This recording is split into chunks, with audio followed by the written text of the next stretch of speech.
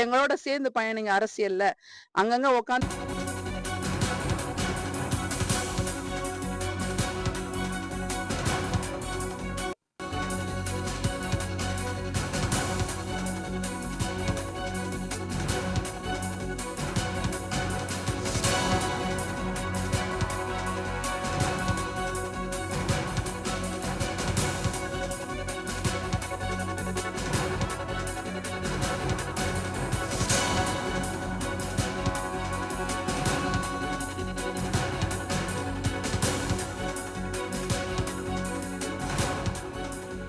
வணக்கம். ஜனநாயகன் திரைப்படம் சமூக வலைதளங்களில் வெளியானதை தொடர்ந்து தற்போது முக்கிய குற்றவாளியை கைது செய்திருக்கிறது சைபர் கிரைம் காவல்துறையினர். குறிப்பாக விஜய் நடிப்பில் உருவான ஜனநாயகன் திரைப்படம் விஜயின் கடைசி படம் என கருதப்பட்ட நிலையில் 500 கோடி ரூபாய் பொருள் செலவில் கேவிஎன் புரொடக்ஷன் மூலமாக அந்த படமானது தயாரிக்கப்பட்டது. எச் வினோத் இயக்கத்தில் தயாரிக்கப்பட்ட ஜனநாயகன் திரைப்படம் கடந்த வாரம் சமூக வலைதளங்களில் வெளியானது.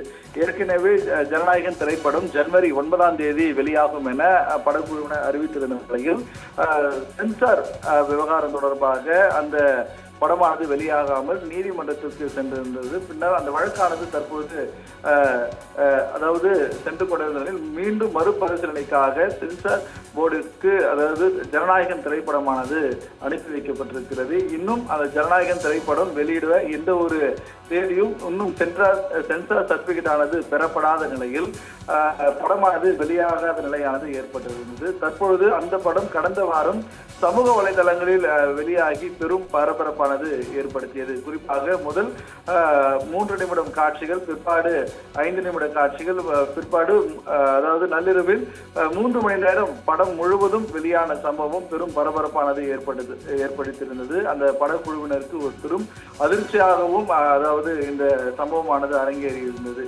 இதனிடையில் தற்பொழுது இது தொடர்பாக புகாரானது அளிக்கப்பட்டிருந்த நிலையில் தமிழக அதாவது சைபர் கிரைம் காவல்துறையினர் அந்த படக்குழுவில் தயாரித்தவர்கள் மற்றும் எடிட்டர் ரெஃபரன்ஸ் என குறிப்பிட்டிருந்தனால் அந்த படத்திற்கு படத்தொகுப்பு செய்த நபர்கள் உள்ளிட்ட பல நபர்களிடமானது விசாரணையானது மேற்கொள்ளப்பட்டு தற்பொழுது அந்த வழக்கில் ஏற்கனவே 9 நபர்கள் அதாவது கைது செய்யப்பட்டிருந்தனர்.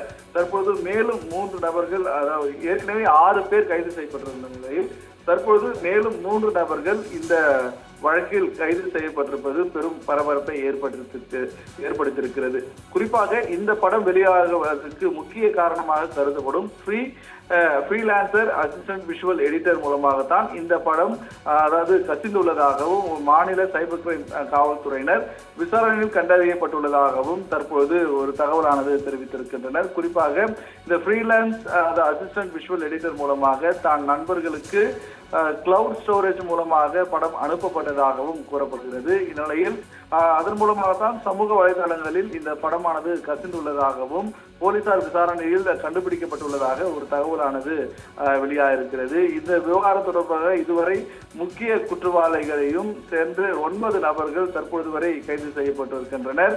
மேலும் இந்த ஜனநாயகன் திரைப்படம் தற்போது சமூக வலைதளங்கள் மற்றும் அது மட்டுமல்லாமல் அதாவது புதுப்படங்கள் வெளியாகக்கூடிய இணையதள முகவரிகள் அனைத்திலும் இந்த சைபர் கிரைம் காவல்துறையினால் அனைத்து தளங்களும் முடக்கப்பட்டு தற்பொழுது இந்த குற்றவாளியை முழுவீச்சில் தேடக்கூடிய பணியில் ஈடுபட்டு வந்தனர். இதனால் தான் தற்போது இந்த படத்தொகுப்புக்கு உதவியாளராக பணியாற்றி வந்த எடிட்டர் மூலமாக இந்த படமானது கசியப்பட்டுள்ளதாக ஒரு அதிர்ச்சிகரமான தகவலானது வெளியாக இருக்கிறது. இதனால் இந்த படக்குழுவினர் பெரும் அதிர்ச்சிக்குள்ளாகி வருகின்றனர். இந்த ஜனநாயகன் திரைப்படம் திரையரங்களுக்கு வருவதற்கு முன்பதாகவே சமூக வலைதளங்களில் வெளியானது விஜய் ரசிகர்கள் மட்டுமல்லாமல் அனைத்து தரப்பு ஒரு ஏமாற்றத்தை ஏற்படுத்தியிருந்தது. ஏனென்றால் நடிகர் விஜய் தற்பொழுது அதாவது தமிழக வெற்றி கழகம் என அரசியல் கட்சி துவங்கி அந்த கட்சி 2026 தேர்தலுக்கு முன்னாக தனது கடைசி படம் என அறிவித்திருந்தார். இந்த நிலையில் இந்த படம் வெளியாக விஜய் ரசிகர்களால் பெரும் எதிர்பார்ப்பானது செய்யப்பட்டிருந்து பெரும் பொருட்செலவில்